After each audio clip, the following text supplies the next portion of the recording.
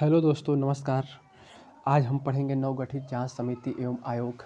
और इससे पहले भी हमने बहुत से टॉपिक क्लियर किए हैं, जैसे ऐप और पोर्टल हो गए और ऐसे अन्य टॉपिक पढ़े हैं। आप प्लेलिस्ट में जाकर देखिएगा, बहुत ही बढ़िया तरीक़े से।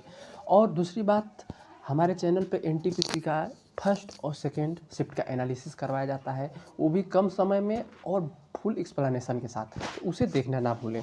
चलिए शुरू करते हैं आज का टॉपिक, नवगठित जांच समिति एवं आयोग। सबसे पहला हमारा आयोग जो है, उस आयोग का नाम है हंटर आयोग।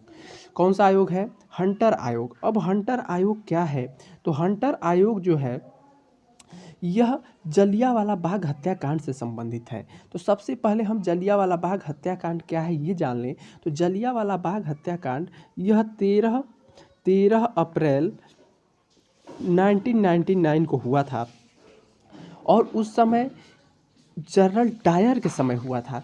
उस समय जनरल कौन था? General Dyer. तो जनरल डायर जो था, वहाँ के लोगों पे गोलियां चलवा देता है। तो जब वहाँ पे जनरल डायर ने गोलियां चलवाया, तो उसी के जांच के लिए एक बनाया गया आयोग, जिसका नाम था हंटर आयोग।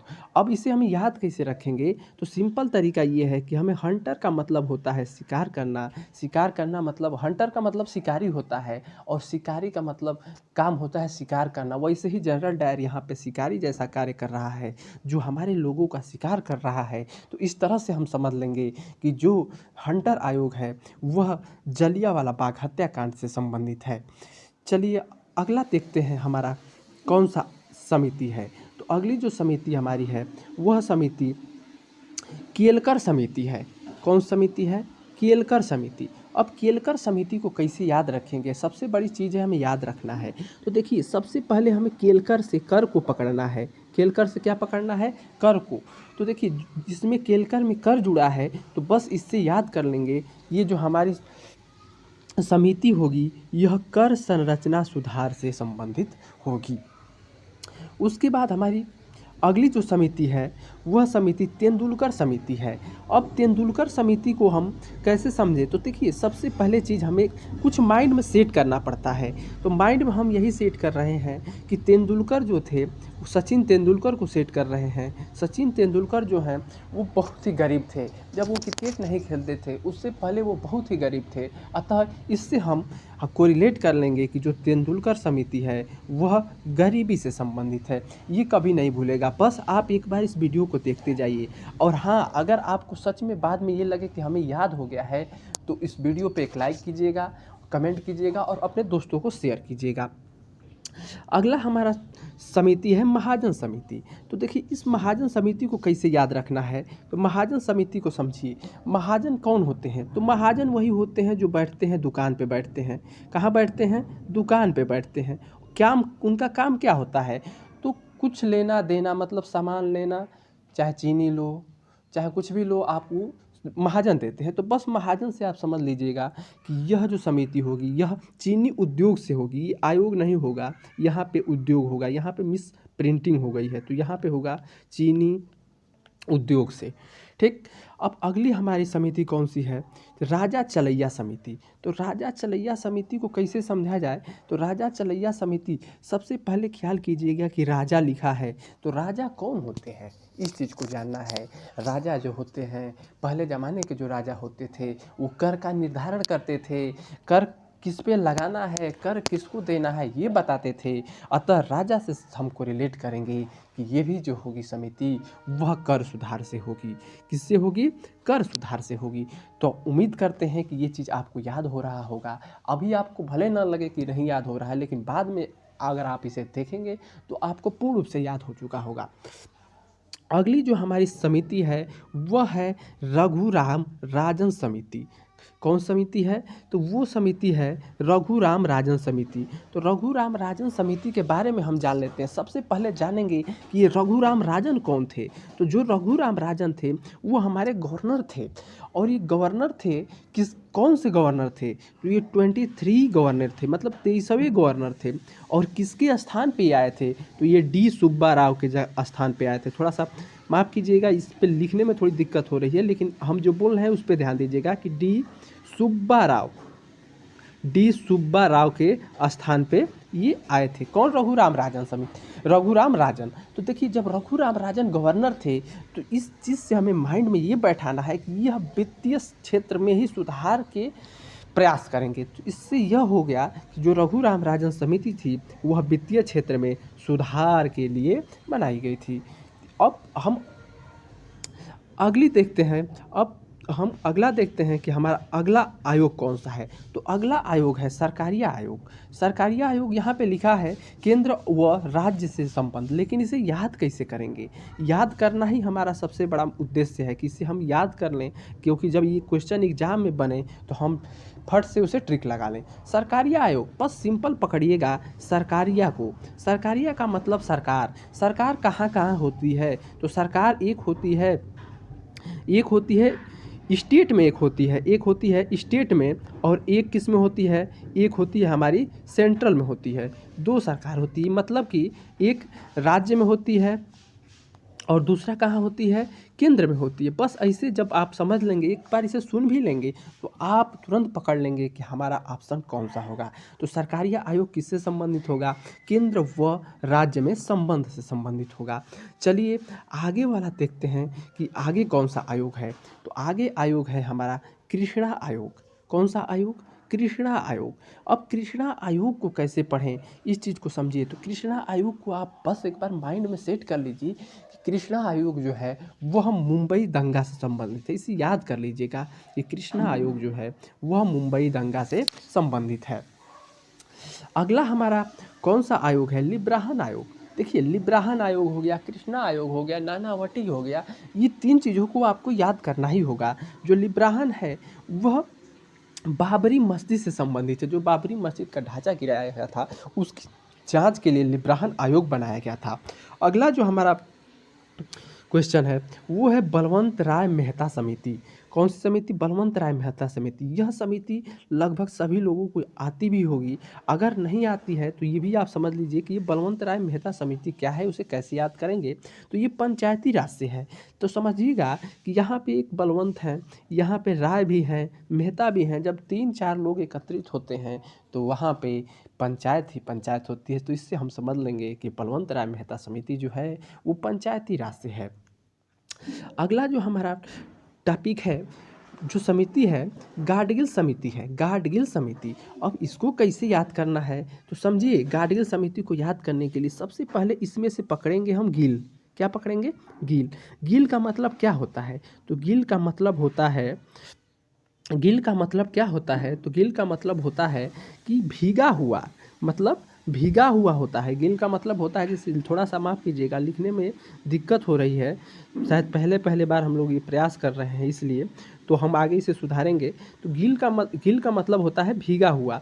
तो भीगा हुआ क्या चीज़ होता है? भीगा हुआ कहाँ चीज़ होता है? तो भीगा हुआ घाट के पास ही भीगा हुआ होता है। तो बस गिल से मतलब समझिए कि अर्थ होता है भीगना, और घाट पे भी होता है भीगना, मतलब कि घाट के सेंस में ये जाएगा। इसका मतलब ये हो जाएगा पश्चिमी घाटों का संरक्षण। बस आप इस चीज़ को देखते जाइएगा, आपको बाद में ये सारे क्वेश्चन याद हो गए होंगे। अगला हमारी समिति है सुखमय चक्रवर्ती समिति। सुखमय चक्रवर्ती। अब देखिए सुखमय चक्रवर्ती क्या है? तो सुखमय चक्रवर्ती जानने के लिए सबसे पहले इस सुखमय को पकड़ते हैं। सुखमय का मतलब होता है जिसका जीवन सुख के साथ बीत रहा हो। किसका जीवन सुख के साथ बीतेगा? जिसके पास रुपया होगा, पैसा होगा, उसी का जीवन सुख में साथ बीतेगा। इसका मतलब यह होगा कि सुखमय चक्रवर्ती योजना मुद्रा से संबंधित होगी। बस आप इस चीज़ को देख लीजिएगा। आगे अब जब आप खुद से देखेंगे तो ये सारी समिति और आयोग आपको याद हो गए होंगे। और साथ ही साथ अगर ये सेशन आपको पसंद आ रहा हो तो इसे लाइक कीजिएगा और हमारे चैनल को शेयर भी कीजिएगा, और अपने दोस्तों के साथ इसे शेयर करके सब्सक्राइब कर लीजिएगा। अगला हमारी जो आयोग है, अगला हमारा जो आयोग है वह आयोग है जैन आयोग। कौन सा आयोग? जैन आयोग। अब देखिए जैन आयोग जो है, जैन से पकड़ना है, जो मतलब जैन आयोग जो है वह राजीव गांधी हत्याकांड से संबंधित है। क्योंकि ये हमारे प्रधानमंत्री थे तो थोड़ा सा इनके बारे में हम जान लेते हैं कि इनकी हत्या कब हुई। तो इनकी हत्या जो हुई थी 21 मई 1991 को इनकी हत्या हो जाती है। तो ज से पकड़ना है, जैन आयोग आ गया तो ज यानी कि राजीव गांधी, बस माइंड में आ जाएगा, सेट हो गया होगा आपके माइंड में कि राजीव गांधी आयोग से ही होगा। 21 मई 1991 को इनकी हत्या हो जाती है। उसके बाद हमारा अगला आयोग है ठक्कर आयोग। देखिए राजीव जैन आयोग, ठक्कर आयोग और ढींगरा आयोग, ये तीनों चीज़ बहुत ही इम्पोर्टेंट है एग्ज़ाम के लिए। तो सबसे पहले हम देखते हैं ठक्कर आयोग क्या था। तो ठक्कर आयोग जो था वह इंदिरा गांधी की हत्याकांड से संबंधित था। अगर हम इसे बात करें कि इसे कैसे हम सेट करेंगे अपने दिमाग में, तो ठक्कर का मतलब ठक ठक से आ रहा है। तो ठक ठक से मतलब यह हुआ कि इंदिरा गांधी का एक बॉडीगार्ड सिख था जिसने इंदिरा गांधी जी को गोलियों से ठक ठक करके मार दिया। ऐसे आप माइंड में सेट कर लीजिएगा। तो जब सिख मारेगा तो ये भी आप ख्याल कीजिएगा कि एक बहुत ही बड़ा, कहा जाए तो एक दंगा हो जाएगा। किसके विरुद्ध? सिख के विरुद्ध, क्योंकि सिख ने ही किसको मारा है? पीएम को मारा है। तो अगला आयोग ठीक उससे ही संबंधित है। जो हमारा अगला आयोग है वह आयोग है ढींगरा आयोग। तो जो ढींगरा आयोग है वह सिख दंगा से है। कौन सा? सिख दंगा से। एक मिनट आपको एक चीज़ हम बता दें कि इंदिरा गांधी जो थी उनकी हत्या कब हुई थी, शायद अगर एग्जाम में पूछ दे तो आप इसे बता दें कि ये इंदिरा गांधी का जो हत्या हुआ था वो 1984 में हुआ था, 1984 में, और वह 31 अक्टूबर को हुआ था। इस चीज़ को आप याद रखिएगा। अगला जो आयोग था हमारा ढींगरा, अभी बताए थे कि जो सिख ने इंदिरा गांधी जी को मारा था, अब वह एक बहुत बड़ा दंगा का स्वरूप लेगा और उसी के लिए जांच के लिए वो दंगा हो जाएगा। उस जांच के लिए बनाया जाएगा ढींगरा आयोग। और यह ढींगरा आयोग जो है वह, अब आप याद ही, ये भी किस समय होगा? 1984 में ही होगा, क्योंकि 1984 में ही इंदिरा गांधी को एक सिख ने मारा था। बस इतना चीज़ आपको ख्याल रखना है। अगला हम चलते हैं देवेंद्र फडणवीस समिति। कौन समिति? देवेंद्र फडणवीस। देवेंद्र फडणवीस के बारे में आप जानते भी होंगे, ये पहले महाराष्ट्र के सीएम हुआ करते थे, इस समय नहीं है। तो देवेंद्र फडणवीस समिति के बारे में समझिए। तो फडणवीस, इससे समझिएगा, फडणवीस, फडणवीस का मतलब जैसे फड़ुआ, फड़ुआ वाला सेंस आ रहा है। तो फड़ुआ का कार्य कहाँ होता है? तो फड़ुआ का कार्य होता है कृषि में होता है। तो यह देखिए यहाँ पे कुछ चीज़ छूटा है, तो वो है कृषि अर्थव्यवस्था। क्या चीज़? कृषि अर्थव्यवस्था। इसको आप समझ लीजिएगा, हम लिख रहे हैं, थोड़ा राइटिंग जो है सही नहीं हो पा रही है, बोर्ड इस पे हाथ हम लोगों का सही से नहीं चल पा रहा है, लेकिन हम सुधार करेंगे। तो देवेंद्र फडणवीस समिति जो होगी कृषि अर्थव्यवस्था में सुधार के लिए होगी। अब हमारा जो अगला समिति है वह किरण रिजिजू समिति है। किरण रिजिजू के बारे में आप सभी लोग जानते हैं। किरण रिजिजू के बारे में हम सब लोग जानते हैं कि किरण रिजिजू जो हैं हमारे खेल मंत्री हैं। तो वो एकदम सिंपल है कि ओलंपिक की तैयारी की जहाँ बात आएगी वो किरण रिजिजू से संबंधित होगी। तो 2024 का ओलंपिक की प्रिपरेशन के लिए किरण रिजिजू समिति बनाई गई। अगर ये सेशन आपको सच में पसंद आ रहा है तो आप इसे अपने दोस्तों के साथ भी शेयर कीजिएगा। अगला हमारा समिति है वो के कस्तूरी रंगन समिति है। के कस्तूरी रंगन समिति क्या है? देखिए अभी हाल ही में नई शिक्षा नीति आई है, तो जो नई शिक्षा नीति जिसने तैयार की है उन्हीं का नाम के कस्तूरी रंगन है।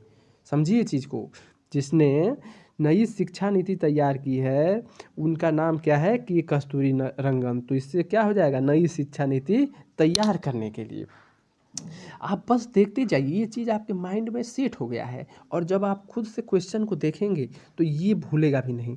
अब अगला हमारा जो समिति है वो है रवि चोपड़ा समिति। रवि चोपड़ा, तो रवि चोपड़ा को हमें भी याद करना पड़ेगा कि रवि चोपड़ा, रवि चोपड़ा, चोपड़ा चार, चोपड़ा चार मतलब यानी कि चोपड़ा चार धाम से, चार धाम परियोजना से संबंधित है। बस सिंपल याद करिएगा कि रवि चोपड़ा चार धाम, रवि चोपड़ा चार धाम परियोजना, ये चीज़ याद हो जाएंगी।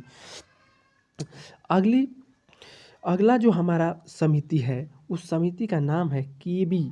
ठीक, केबी, ये दरअसल केवी कामत समिति है। यहाँ पे थोड़ा सा हम टाइपिंग मिस्टेक हुआ है, कामत नहीं है कामत है। तो केबी कामत समिति कोविड से है, केबी कोविड, बस ऐसे याद करिएगा कि कोविड-19 संबंधित जितने भी तनावग्रस्त परिसंपत्तियाँ हैं उसके समाधान हेतु क्या बनाई गई? केबी कामत समिति बनाई गई। इस चीज़ को आप याद रख लीजिएगा। मतलब केबी कोविड, दो तीन चीज़ें ऐसी हैं जिसको अगर आप बस देख भी ले रहे हैं तो ये याद हो जाएगा। अब जैसे एक चीज़ देखिए, ये है संजय संजय भूसरेड्डी समिति। संजय भूसरेड्डी समिति क्या है? तो संजय भूसरेड्डी समिति जो है, यह जो शिक्षक भर्ती हुई है यूपी में जो शिक्षक भर्ती है उसकी जांच के लिए, हम इसको पूरा लिख दिए हैं एक ही में, बस आप इस चीज़ को देख लीजिएगा कि संजय भूसरेड्डी समिति जो है वो किसके लिए है। तो ये जो है यूपी में सहायक शिक्षा भर्ती की जो परीक्षा हुई है उसी की जांच के लिए संजय भूसरेड्डी समिति है। अब हम एक और चीज़ आप थोड़ा सा समझ लीजिएगा कि इसमें 2-3 चीज़ें हमें बस याद करनी है। जैसे के.बी. कामत हो गया, इसे देखना है। फिर हमारा रवि चोपड़ा 4 धाम, ऐसे करके समझ लेंगे। फिर के कस्तूरी रंगन, नई शिक्षा नीति, ये वेरी इंपॉर्टेंट, मतलब मोस्ट इम्पोर्टेंट है। अगर आपको ऐसी ही वीडियो और भी देखनी है तो हमारे प्लेलिस्ट में ऐसी वीडियो पड़ी हैं, और साथ ही साथ कम समय में और बहुत ही बढ़िया एक्सप्लेनेशन के साथ आरआरबी एनटीपीसी का डेली का एनालिसिस दुर्गेश सर करवाते हैं, और बहुत बढ़िया तरीके से करवाते हैं, तो उसको आप देखना मत भूलिएगा। और ये अगर सच में आपको ये पसंद आया हो तो इसे अपने दोस्तों के साथ भी शेयर कीजिएगा और कमेंट करके बताइएगा कि इस सेशन आपको कैसा लगा। धन्यवाद। फिर हम मिलते हैं अगले सेशन में एक बहुत ही